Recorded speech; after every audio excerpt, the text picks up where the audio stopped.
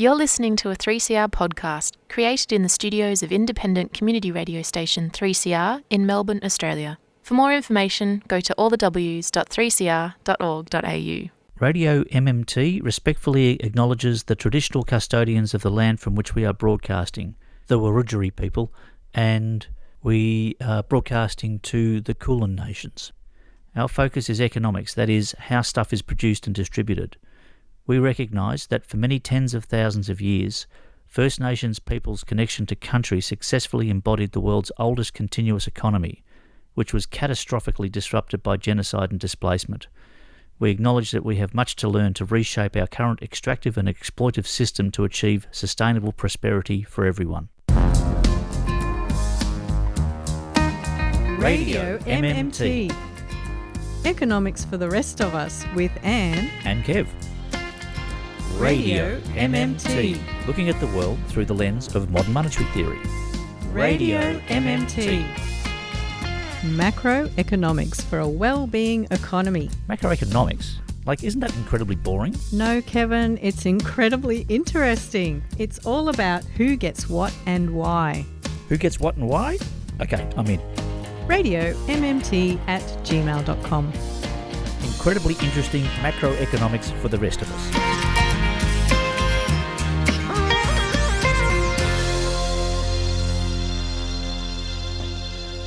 Welcome to Radio MMT. How are you this weekend? Hey, Kevin, I'm doing all right. And, of course, hello to our lovely listener. Thank you for joining us, and thank you for keeping our arguments honed this week, I believe. Yes. It's always, we need to sharpen our delivery, our narrative, and make sure that it stays on message. Hey, did you hear about the booing at the Anzac Day Welcome to Country? I can't believe it. I wonder if people would do that if we didn't have things going on in the US where there's similar sort of attitudes. They've definitely been emboldened. And emboldened is the word, yes. We've been emboldened by the bad behaviour of the right over in the US. The right in Australia thinks, oh, right, yeah, that's the way we do things. You dickheads. I mean, seriously, you have just no, I'm not going to even talk about it anymore, but it was appalling. Yeah, it was appalling. Yeah. Anyway, last week, I gave, what would you call it, a dissertation? It was. You did. I was very impressed. You had this whole, you had your whole logic and argument there for why, unlike what the neoliberals tell us, the market is not the driving factor in the economy. And can't be. Last week, we were talking about the banking system and the issuance of credit. Yes. And the relationship between the RBA and the banking sector. And I said at the time that it was highly inaccurate, the way I described it, that it was technically incorrect, but I didn't really care because... I was biting my tongue then. I was trying to describe the relationship between the Reserve Bank of Australia and the commercial banks. And I basically said something along the lines that a customer goes to a commercial bank, the commercial bank checks that they're creditworthy.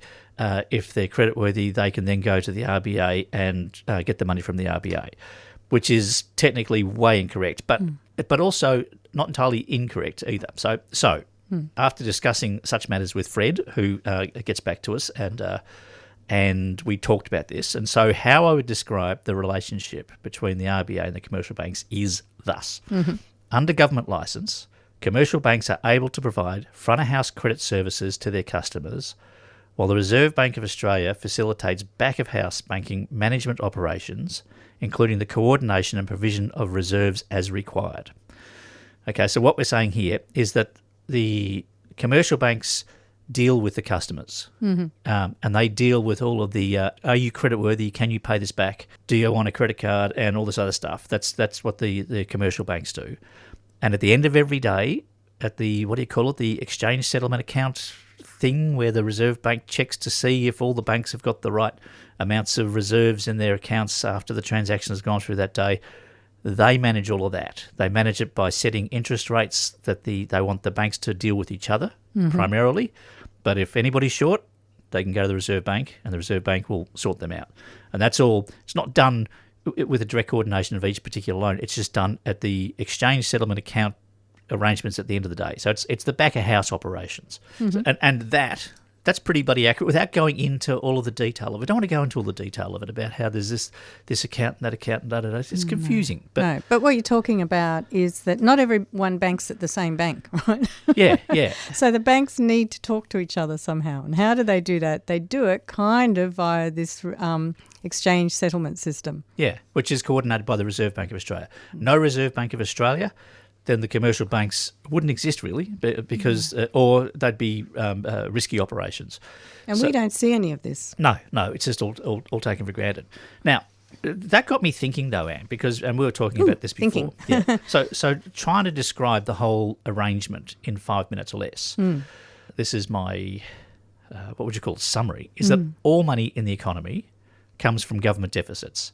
So you're doing my head in. Okay, all money, and what the banks do is that they time shift people's access to that money. So people either have already saved money, which they have gotten through government spending into the economy and not taxing it back out again.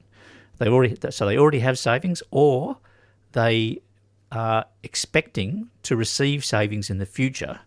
And rather than wait till they save up, they go to the banks, and the banks say, rightio, well, if you can prove to us that you can pay this back, then we will bring forward your spending decision. But they still have to repay with money that they're going to acquire through the government spending into the economy and not taxing it back out again, which is to say government deficits. The thing which confuses it is that there are all these reserves in the system from years and decades of government deficits. They exist already. And what I was trying to point out last year is that the neoliberal theory can't possibly work the way that they explain it. And when you consider all the reserves in the system, it's very confusing. So let's start a brand new economy. Let's say we've come out of a war-torn situation. We need to start again, and let's try and create a neoliberal economy. Right. Okay. So the neoliberal economy says that the government needs to spend into the economy. Of course it does. It needs to rebuild buildings and roads, and it needs public servants to do all this stuff. And so it needs to spend to rebuild the economy. And it does this by creating money and issuing it through its central bank. The politicians would inform their treasury to inform their central bank to pay all these people to do all these things. Now, the neoliberal or the neoclassical economists say that which is the mainstream theory that everybody is acting on at the moment. This is how we are supposed to be acting at the moment. They say all that money that is spent needs to be retrieved through taxes, 100% of it, because we need to balance the books. So all the money that they spend into the economy has to be retrieved through taxes. They pay a builder $100,000, and then at the end of the year they say, right, well, you need to pay us back $100,000. He goes, well, I can't do that. I spend it at the grocery store, etc. So they have to go and chase everybody else. And what's left at the end of it? No money in Zero. The economy, right? So there's something to ponder about. That's their model, 100% taxation. And then you have the bank credit system, which says, you can get a loan, but you have to be able to prove that you can pay back that loan and interest. Well, the builder goes to the bank and he says, well, I need to get a loan because I've just been taxed back 100% and I need some money. And they say, well, okay, how are you going to pay it back? And he's going, I've got no idea because I get taxed 100%. I've never got any money left. And they go, well, you can't have a loan. And he goes, well, if I can't have a loan and nobody else can have a loan, you can't have a bank because you're going to go out of business as well. Right? It's absurd. In other words, the way the neoclassical economists describe the monetary system, it's absurd. It couldn't exist. It couldn't exist. And economies do start. All we're doing at MMT is describing how the system actually runs. We are analysing the system and saying this is what happens. And so we get accused of being modern monetary theory, but we're actually describing the practice. And then we have the people who are running the economy who regard themselves as the realists, but they're applying a theory that cannot possibly work. And it's borne out by the facts. Governments run deficits all the time because they have to. If they didn't, the economy would collapse. Right. So in every cent that is saved and spent in the economy comes from government deficits. So you might want to ask yourself then, if their understanding of how the economy works is so divorced from reality, and if these are the people who are advising politicians and advising central bankers and so on, how is it that we have an economy that even functions at all? And I was thinking about this and I thought what we have is an economy that is not functioning optimally. So it could function a lot better, I think, if people really understood what's possible, and also the vested interests were not so interested in having the government money all pile up in their pockets. And this is what's causing the confusion. There are, I think there's almost $1 trillion of government deficit in Australia and trillions and trillions in the US. There's so much money out in the economies that comes from government deficits. And these vested interests are trying to get as much of it as they possibly can, like more than they need. And so what they do is espouse these theories of small government, have government's inefficient, it should be out of the way, and it should be left to the private sector to run the economy, which it can't unless the government runs deficits. It drives this false narrative on unemployment, the NAIRU, so that people are in poverty, and they do that to put downward pressure on wages, because if there's a level of unemployment around that is threatening, then other people who have work aren't going to get too arsky or too uppity about what they want.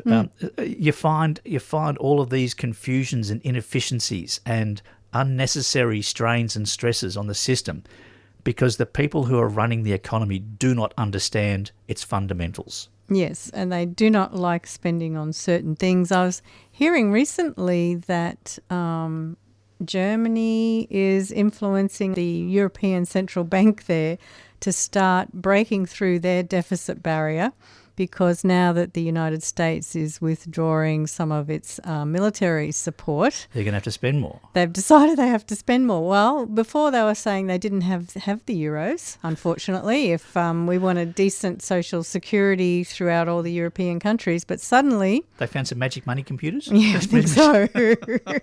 When it comes to the military. So it's like they make these exceptions to their own ideology.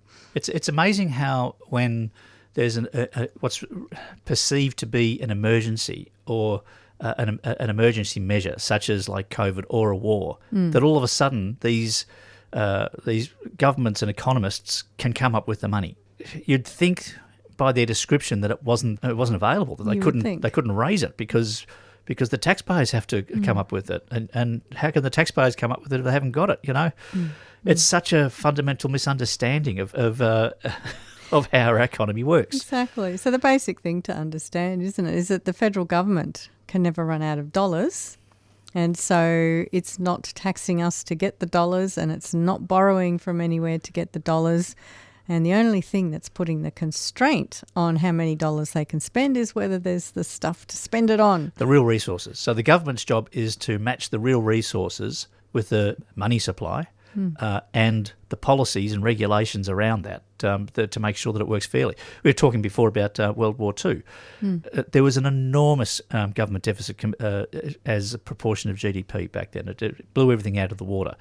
They also had rations. They had, as you were saying before, what was it? They had a cap on profits. A cap on profits. That was a heavily regulated economy because resources were scarce. They're all needed for the war effort. And there was so much money entering the market that it's a recipe for inflation. Yeah. And so they had to regulate the bejeebers out of it just to make sure that the economy stayed stable. Stayed stable? Stayed stable. Stable. Did you catch stable my stayed. Yeah. You know what we mean. Yeah. And it's not complicated. This is what gets me. I think the big pushback about this, and this is what really frustrates me around election time, is when they start talking about how you're going to pay for it, is that I reckon these economists, even Jim Chalmers, that they must know, because of the examples gone before, what their fiscal capacity is, that it is actually unlimited. And yet they still carry on with this talk because they've built their reputations on it. They've been crowing about their surpluses so much that for them to suddenly say, oh, look, actually, we've got it all back to front, would be too embarrassing. Yeah. And this is where I want the Teals to come on board, because I reckon the Teals, there's a chance that if they could become economically literate, then the narrative could change, because they're not beholden to a party line or, this kind of orthodoxy. They could come in and go, hang on. I was reading through some of the candidate literature for the upcoming election, And it was very disappointing to see that just about every left candidate was talking about we're going to tax the rich so that we can fund all the good things that we need. We don't tax the rich because we're going to fund things. We tax the rich because they deserve to be taxed, because it flattens the economy and stops them from having an unfair privilege. You could have the rich being as rich as you liked, just so long as you regulated the hell out of them so they couldn't buy influence. They weren't allowed to become involved in the political process. And all the rich people could only hang out with each other so we could get them out of the way and they could go and do their rich things together and rack off. Yeah, I'm not so sure about that one. Inequality is correlated with so many social ills, so I think we want to get rid of inequality. Oh, yeah, we do. Yeah, but this is how we get them in. So you can still earn. We're just going to put a few stipulations on that. And then gradually over time we remove those stipulations and then we encroach more and more on them. Oh, you're going softly on these billionaires. Well, they stealth their way in, so we'll stealth them out again. Okay.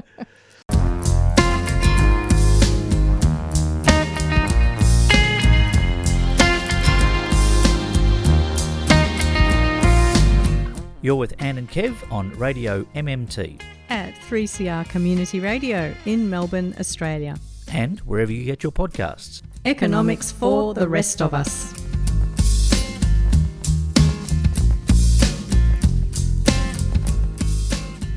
You're listening to Radio MMT.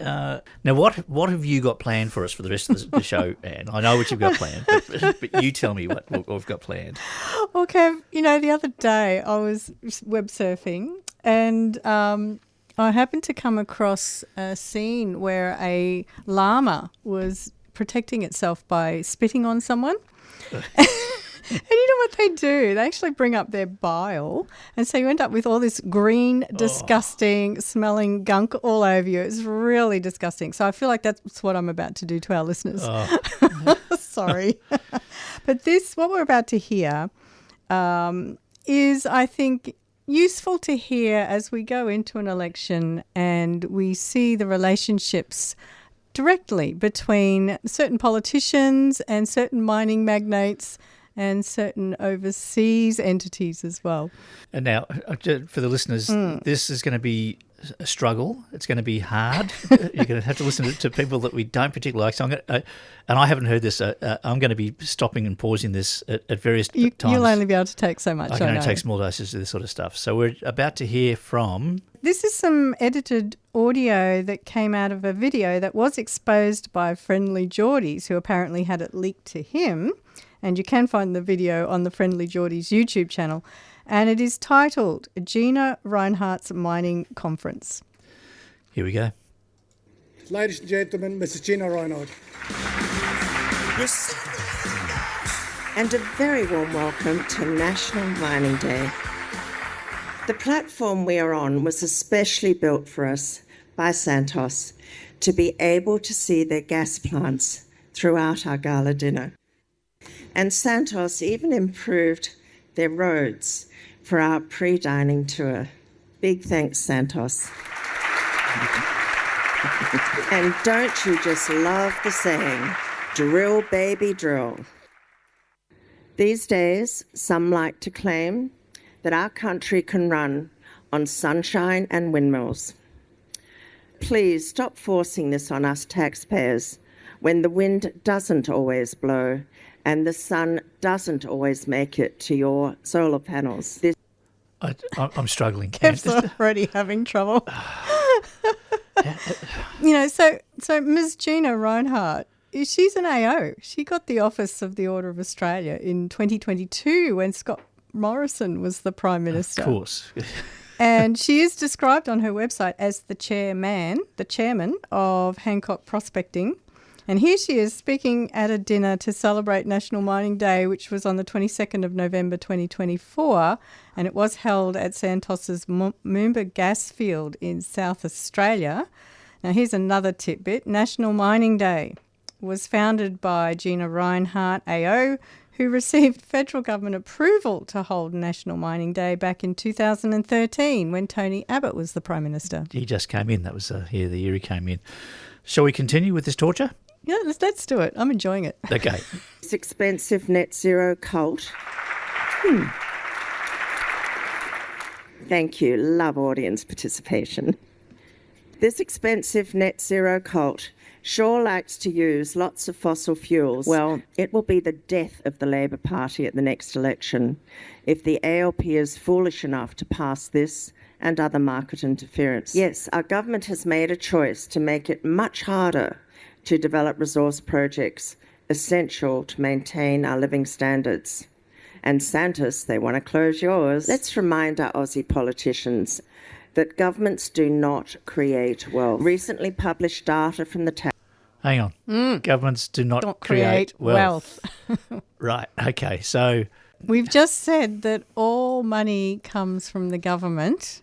You could sort of say, well, does the iron ore come from the hard work of the person who's digging a hole in the ground? You know, it's hard to conceive this, but every dollar that Gina Rinehart has came from a government deficit. Everything she earned, and she has come from government spending into the economy and not taxing it back out again. And so she's one of these people that says, we need to balance the budget so that there's no government debt. All she needs to do to get these things kicking along as the wealthiest person in Australia would be to return every cent she has to the government. and she could contribute to that process enormously. And that was Abbott's platform back in 2013, the debt and deficit disaster that awaits us all. If she wants to head down that path, she could set the example. Shall we continue? let's keep going. Okay. Tax Office shows that the mining sector has paid more tax than all other sectors of the economy combined. 43.1 billion, enough to pay for our entire defence budget, plus all the federal expenditure on schools, plus all federal expenditure on roads.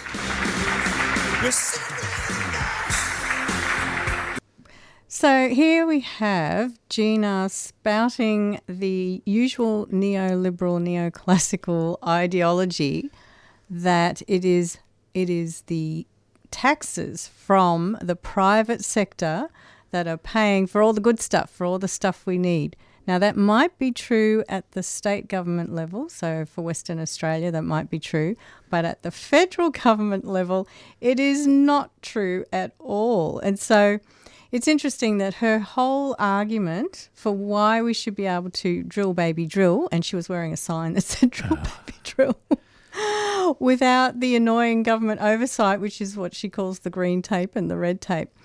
Her whole argument for why government should not be regulating her is that the taxes paid by the mining company are paying for all the stuff that we use. You know, this theme, it runs through the thinking of these elites that their tax dollars are funding government services, and that also on top of that the government's inefficient in providing these services, and that the regulations they're doing is unnecessary obstacles. And this is the real motive behind the small government strategy of neoliberalism. Is it's not that it's more efficient; it's that they don't want to be regulated. They don't want people looking at how they're making their money. They want to be able to just blow stuff up and make money from it with as little regulation as possible. You know, as we've seen with that Rio Tinto disaster and others, where they just blow up anything. And then what's the old saying? Easy to ask for forgiveness than permission. Yeah. And that's basically their strategy. But we'll go back to it again. Every dollar in the Australian economy comes from government spending that wasn't taxed back out again. So any money that they have came that way. And taxes do not pay for government spending. They serve other purposes. They're necessary, but it's more about behaviour than it is about, and it's got nothing to do with funding. So, yeah. And the other thing about mining, this is something which always bugs me. We think it's better that a private individual like Gina Rinehart owns literally the country, the earth that we stand on, and is able to sell that for her own profit, rather than the state owning that and distributing the resources that might come from that. We think it's better to give it to an individual rather than recognise that it's not hers to own. If you own property in Australia, you own certain rights over it. You shouldn't own the right to dig it up and sell it. That's I don't know. That's just my personal bugbear. Yeah, well, back in the day, I was listening to a profile that's been done on Gina Rinehart and her father, I can't remember his name. Lang now. Hancock. That's right, Lang. Did you know that Alan Kohler worked for Lang Hancock when that interview we did? When he was a youngie and he'd just come out of Darwin and he was coming down the West Coast, he worked on a paper that Lang Hancock was putting out. So there you go. Oh, there you go. Well, Lang sort of seemed to think that he should, because he discovered the iron ore deposit, and at the time it was considered the largest in the world, and they didn't think there was anything there, and then he sees it and he recognised that there was this huge deposit of iron ore there. And his the issue that he had was that the Western Australian government at the time had that kind of opinion that you have. It's just like, Lang, you did not put that in the ground, so why do you think you should have sole rights over it? And so he had to really fight hard with the government to get it out of the ground. And you can see how much things have shifted, like the ideology within government circles has shifted. Yeah. I mean, like at best, you could say that the government might subcontract him to mine it, to mine our. That's what ended up sort of happening. I think he was getting a few cents on the dollar. That one person should profit so much from what is a common resource is just wrong. And then you bring in the whole Indigenous issue of who actually owns that land and who should really be benefiting from it. There's a whole new discussion that opens up. Now, there is some progress with that. There are some Indigenous claims to mining, etc., but I don't know enough about it to comment on it. Well, simply on the monetary side of things, which is what we know with the modern monetary theory, I was thinking that really the people who believe this story that their tax dollars are paying for the stuff that the rest of us get to use, I mean, they're effectively running the world at the moment. Yeah. And MMT is one of the best tools for countering that false idea because, it tells us in no uncertain terms that federal taxes do not fund federal government spending. So not one single dollar of the taxes that Gina has paid or any other mining magnate has paid to the federal government, not one single dollar has funded anything like the public roads, the bridges, education, ABC Radio, which we'll hear mentioned, or the NDIS, because that's not how federal government spending works. No, it's all back to front. Shall we subject ourselves to some more torture? Let's do it. Business failures, record and rising national debt, rising inflation and our cost of living crisis. We need to make Australia great again, don't we? Oh, where's the vomit button? Yeah. Let's consider the USA on one hand, bringing in Doge to ensure tapes are cut and company taxes soon to be 15%, plus a drill baby drill president. Thank you. Let's not be frightened to learn from the success of President-elect Donald Trump. So what should we do? As I have repeatedly stated, we need to cut government tape, regulations, government wastage, and tax burdens across Australia. We need a USA-style Doge, that delivers action, one that helps to return dollars to our pockets. Don't be frightened to call for, quote, make our bank accounts great again, close quote. How's this attention to Trump going for her, do you reckon, at the moment? Because this was, she said, President-elect, so this must have been recorded... This is last year, November. November of last year. So what a marvellous backfire that's been. I mean, and this is what you see is you let the neoclassical mindset steer the ship and see where it goes. It's like the Titanic, isn't it? Let it loose, and it's. Wonder how her portfolio is going at the moment. Trump seems to be slowing down at the moment. He was very active at the beginning, and now that things are happening because of his reactions. But one of the theories is that he says something, the stock market dives. He buys up shares. He says something else, the stock market picks up. He reaps a profit. You wonder how much of this insider trading is going on. But that's one theory. Let's keep going. Doge will cut government intrusion, cut government waste, and enable President-elect Trump to cut taxes. You've got to cut the other first before he can properly cut taxes.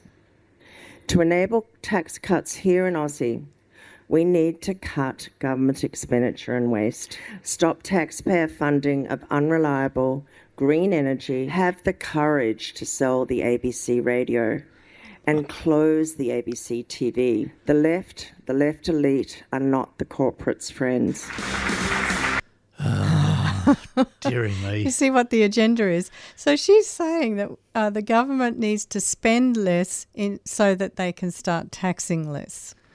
So that's the whole rationale. If you believe that the taxes are paying for government spending, then you can convince people that if we did less spending, we'd be paying less tax. Of course, if the government is spending less, then there'll be less employment, which means there'll be more unemployment, which means there'll be downward pressure on wages, which means that she can get her workers to drop their wages, and she makes more profit. It all flows through. Mm-hmm. It's a great privilege to introduce another video to you, that of the Honourable Peter Dutton, who couldn't be with us tonight but wanted to send a message. Who's this guy? Oh, okay. So the MC guy, I think it might have been the CEO of the Hancock Prospecting, Gerhardt. We'll keep going. See what he's got to say. Oh, I could mention actually that there were also 4 politicians in the room that day. Let me guess, Adam Band? Susan McDonald of the LNP, Matt Carnarvon, past National Senator, Pauline Hanson was there, scoffing down the wine. Barnaby Joyce? No, didn't see him. Did see Keith Pitt. Keith Pitt, right, yeah. Queensland rep. Okay, that's it. It's a pretty low-profile sort of event for her, I would have thought. Keep going? Yep. Ladies and gentlemen, I'm sorry that I can't be with you in person. Oh, this is Dutton. We're sitting in Parliament at the moment, but let me first congratulate Gina Rinehart and Tad Wetruba as patrons of this National Mining and Related Industries Day. Mining underpins our national prosperity, and over the last decade, mining has contributed some $356 billion in company tax and royalties. The funding has gone a long way. It's helped not just health and education, but the NDIS, aged care, and many other national projects, building and upgrade of roads, rail, bridges. It's helped to provide our military with state-of-the-art equipment. Put simply, the revenue generated by mining helps to build Australia, care for Australia, and to defend Australia. We've seen... No, it doesn't, Anne. And this is the problem. When the narrative is so firmly entrenched, what do you do about it? It's like we sit here and scream 3CR at our 200 listeners and say, the world's going to change, and it's going to happen very slowly at this rate. But Well, gradually we will get the word out there that there's not one single bridge that's been paid for by taxpayer dollars at the federal level. The taxes serve a purpose, right? Mm-hmm. And a large part of that purpose is to create a level playing field for citizens so that they can't buy influence like Gina Rinehart, who can then distort the democratic process. And we see Clive Palmer doing the same thing. And this is why you tax these people, or you certainly regulate around who can donate and how much can be donated. And that's not being very well administered at the moment. No, plenty of good reasons to tax. So we'll never not have taxes, including, as the economists say, to free up resource space. So, for example, if we wanted to use all those people who are currently digging the iron ore out of the ground and we decided that we actually wanted them to make solar panels or something, then we could tax the mining company more and we could free those workers up to do something else. Yeah, that'd be good. Onwards and upwards or downwards? Agendas which involve the following: more taxation, more spending, more public servants, more regulation, and more interference in the economy. Whenever and wherever we see this push for bigger government, families are worse off, businesses are going bust, and industries are going backwards. And the Coalition is ready to restore lean government. We will rein in Labor's reckless spending to make sure that we can lower inflation and alleviate the cost of living crisis. We will get power prices down by ramping up domestic gas production in the more immediate term, and in the longer term, we will have Australia join the growing league of nuclear-powered nations. I also want to unleash the magic of the marketplace. I'm keen to rip up as much red and green tape as possible and making our nation a mining and manufacturing powerhouse again. Friends, I make you this promise. A Dutton coalition government will be the best friend the resource sector in Australia will ever have. Gina, a final word to you, I want to say thank you very much for your friendship, but also the way in which you have championed this industry. The leadership you've provided, you're not only bettering our nation through your philanthropic deeds, but you're also playing a pivotal role in contributing to our national debate. Thank you for speaking up on many issues that are in our country's best interests, be that on tax reform, on bolstering our nation's defence, on the need to eliminate government inefficiency and waste, on the importance of eradicating indoctrination from our classrooms. It takes courage to speak up on these issues because you, like many of us, become subject to a torrent of abuse from the vocal illiberal left and the keyboard warriors. And us. Your courage speaks to your patriotism, so thank you for being a patriot.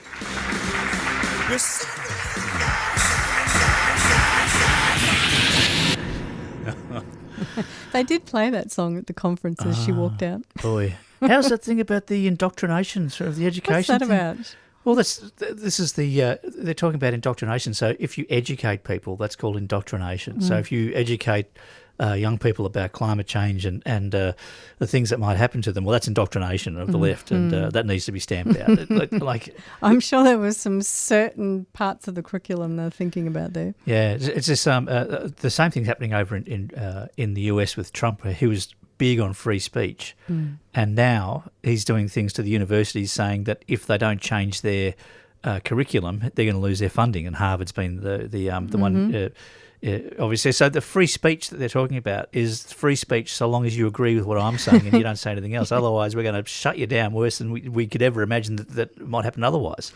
Their definitions, isn't it, of freedom and free speech and liberty, they're all very I don't know, suspect. It's just bizarre. It's kind of like the blatant hypocrisy of it, you know. Anyway, this was all done, as you say, in November, and you've got Gina Rinehart and Peter Dutton firmly attaching themselves to the Donald Trump bandwagon. He's now well and truly on the nose, and so is Dutton by the looks of things. Well, it's interesting, you know, Dutton was pulling out that old trope about big government. If you're believing that taxes are funding the spending of the federal government, then effectively what they're telling us is that the federal government is like a very badly run small business. And the problem with everyone believing this is that it gets everyone worried about the federal government deficits and debt, which of course is always an election issue that we hear about. Yep. We say that the currency issuing government has no inherent budget constraint, so it's not a problem if the deficit's getting bigger. And what's more, a lot of government spending has to be, in terms of business, a losing prospect. If you're dealing with health, if you're dealing with aged care, you're not going to make money out of people's misery and age. You're going to have to spend money to help those people recover and have dignity. It's always going to be a money-losing exercise in terms of, if you look at it from a business point of view. But from a government point of view, it's exactly what their job is to spend the money into the economy to look after these people. You might have thought. The other thing about this myth of that, you know, the taxes are funding the spending is that it does perpetuate this misunderstanding that the government's borrowing, and therefore it's going to put future generations in debt. Oh, yeah. And then it does also allow them to say what they were just saying, which is that we should have an austerity policy coming out.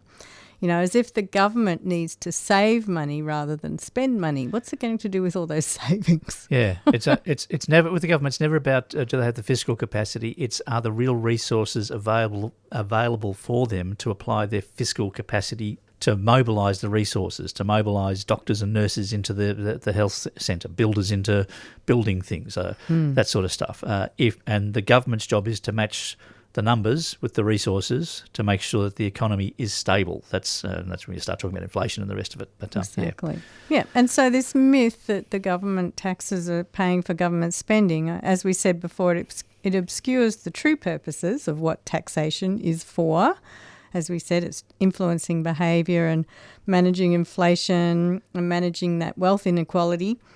And it also creates, you know, I keep forgetting this one, it creates a false dichotomy between taxpayers and recipients of government spending.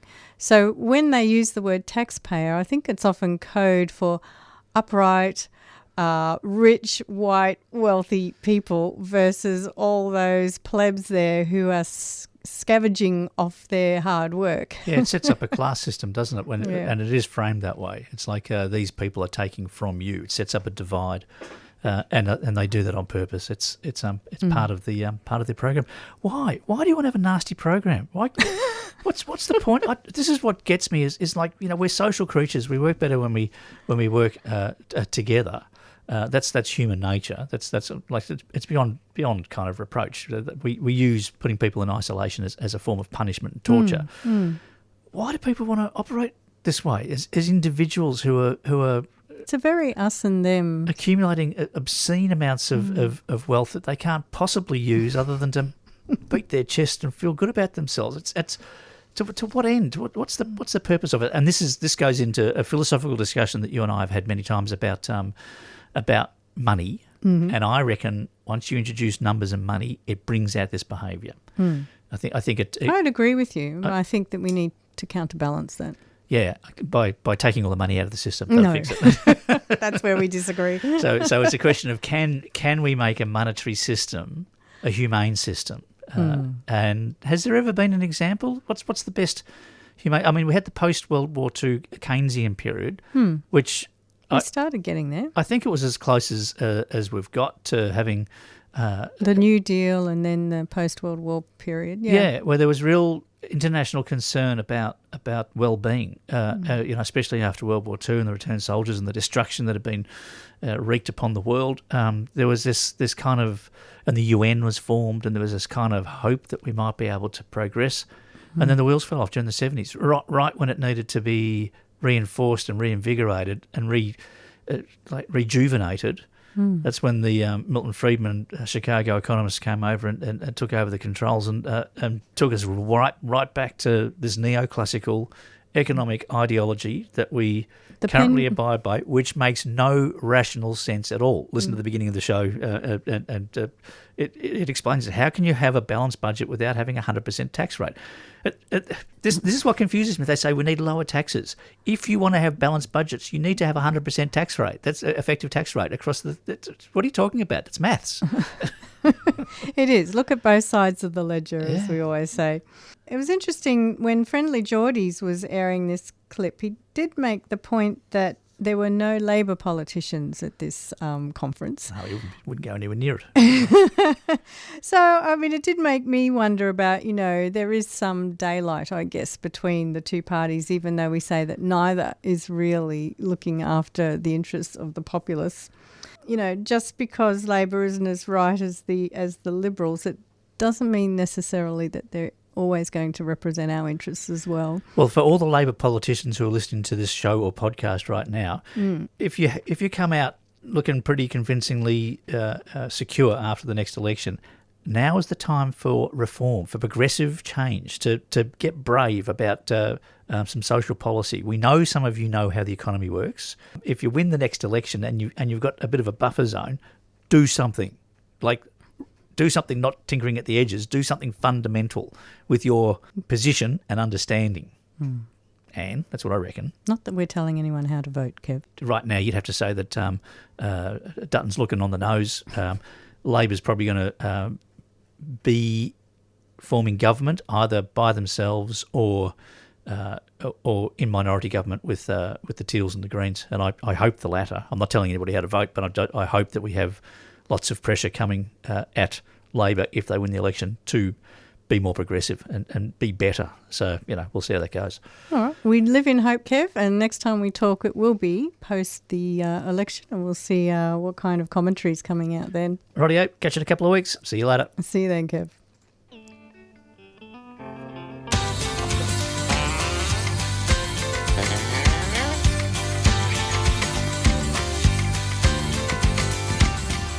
You've been listening to Radio MMT with Anne and Kev. We'd love your feedback. Email us on radiommt@gmail.com or search Radio MMT on social media. Listen to this show anytime wherever you get your podcasts or on 3cr.org.au 3cr.org.au/Radio MMT. Support this show and the station by subscribing to 3cr.org.au and mention Radio MMT. We thank all our guests. And we thank economist Professor Bill Mitchell and his mmted.org, educating the masses on modern monetary theory. And thank you to our listeners for listening. You've been listening to a 3CR podcast produced in the studios of independent community radio station 3CR in Melbourne, Australia. For more information, go to allthews.3cr.org.au.